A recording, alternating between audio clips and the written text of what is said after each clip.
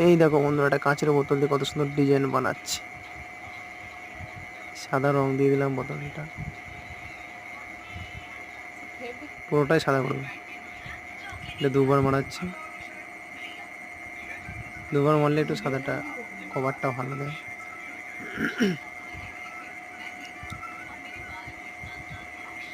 এই রঙগুলো কিন্তু পাকা রং, ব্লুটা একবার দিলেই হয়ে যাবে। ব্লুটা একবারই বোলাচ্ছি।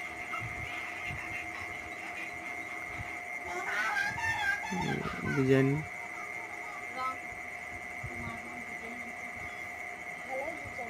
এলো হচ্ছে পুতুলের মতো ডিজাইনটা। এই দেখো ফুল কমপ্লিট হয়ে গেছে। কেমন লাগছে অবশ্যই জানাবে। ভালো লাগলে অবশ্যই লাইক কমেন্ট শেয়ার, চ্যানেলটাকে সাবস্ক্রাইব করবে। নিজস্ব বানানো আমাদের।